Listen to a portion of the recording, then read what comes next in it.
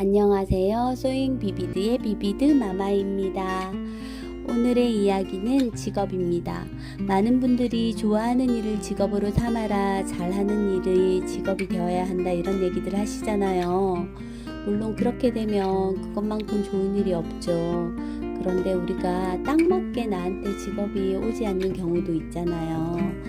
이 직업이 딱히 나한테 잘 맞는 것 같지도 않고 잘하는 것 같지도 않은데 돈은 벌어야겠고 나한테 도움이 되는 것 같지도 않고 당장은, 그런 경험을 가진 저의 이야기를 해볼까 합니다. 저는 소잉 초보입니다. 그런데 저는 고백하자면 소잉이 전공입니다. 이게 무슨 소리야? 저는 의상을 전공했어요.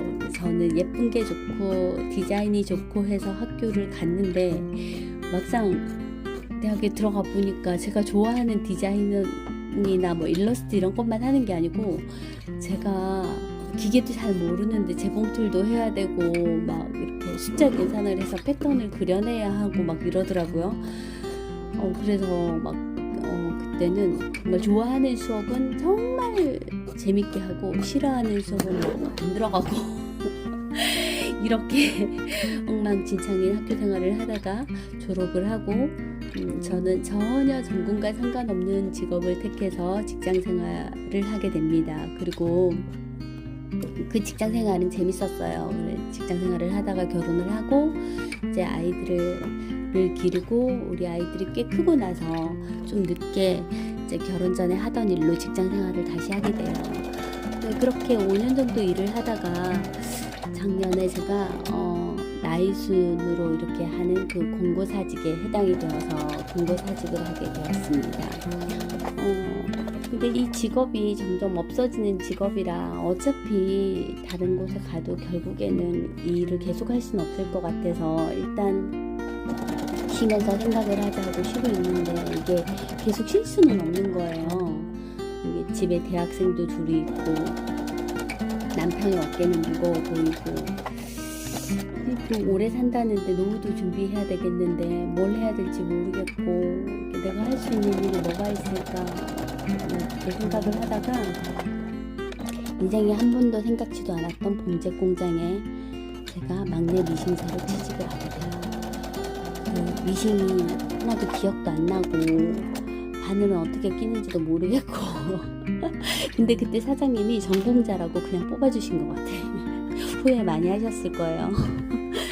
근데 가서도 잘 못했어요. 재미도 없고 잘하지도 못하고, 근데 이거를 안 할 수는 없으니까, 이게 나한테 생계니까 처음엔 진짜 어려웠어요. 내가 왜 여기서 이걸 하고 있나 싶고 막 다른 걸 해야 되나 막 이런 생각을 했는데 이게 벌써 1년이 되었네요.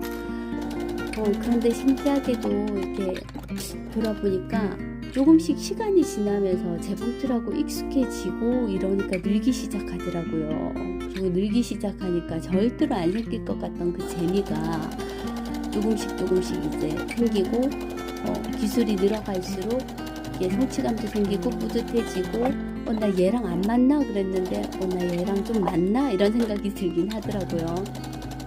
그런데 우리가 소잉 작업을 하면 정말 여러 가지 예쁜 원단으로 창의적이게 이렇게 작업하시잖아요. 저는 특히 예쁜 원단, 특히 막 비비드한 색깔 보면 너무 좋아하거든요. 그러는데 이 봉제 공장은 그런 게 없어. 뭐 새롭고 이런 거 없고 온통 하얗거나 시커멓거나 좀 먼지 구덩이 속에서 머리를 숙이고 하루 종일 같은 걸 막아요. 그래서 더 재미가 없고 힘들었던 것 같아요. 그래서 어느 날 나 이렇게는 살 수가 없다. 내가 이 일을 안 할 수는 없고 하긴 해야겠는데, 그럼 내가 이 일을 어떻게 좀 재밌게 할 수 있을까? 내가 할 수 있는 건 뭐지? 이 일을 어떻게 해야지 나한테 발전이 있지? 이렇게 생각을 하다가 나는 창의적인 일을 좋아하고 쨍한 색깔을 좋아하고 말하는 걸 좋아하고, 이렇게 하다 보니 소잉 비비드 채널을 만들게 되었습니다. 오늘 제가 왜 이런 얘기를 하냐면요, 다들 이렇게 직업은 좋아하는 일을 해야 된다, 잘하는 일을 해야 된다 이러는데 상황이 안 돼서 다른 일을 할 수밖에 없기도 하고, 또 내가 뭐 이렇게 못 찾아서 다른 일을 하고 있거나 이럴 수도 있잖아요.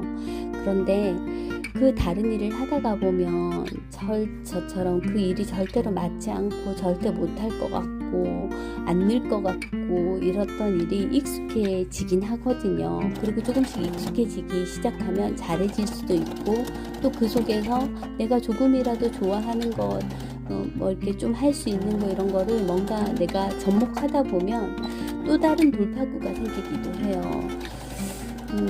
이거는 제 생각이지만 처음에 정말 못할 것 같던 일도 나만의 방식으로 다가갈 때 또 그 속에서 내게 성장이 있고 기쁨이 있을까라는 그런 생각이 듭니다.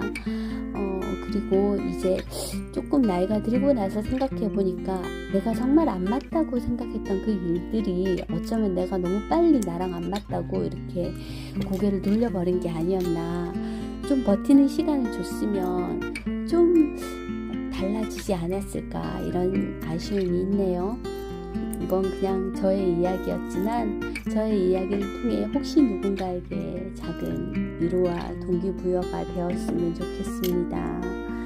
그래서 어쨌든 오늘도 저의 이야기를 들어주시고 함께 해주셔서 너무너무 감사하고요. 구독과 좋아요를 눌러주시면 저에게 힘이 될 것 같습니다.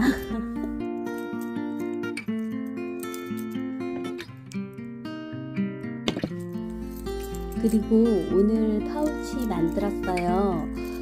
파우치 3개 만들었는데 구독해주시고 댓글 달아주시는 분들 중에 3분 추첨해서 랜덤으로 오늘 만든 파우치 보내드릴게요. 구독도 해주시고 댓글도 달아주세요. 함께 해주셔서 감사하고요. 저는 또 다른 이야기로 다음에 또 이야기하러 오겠습니다. 안녕.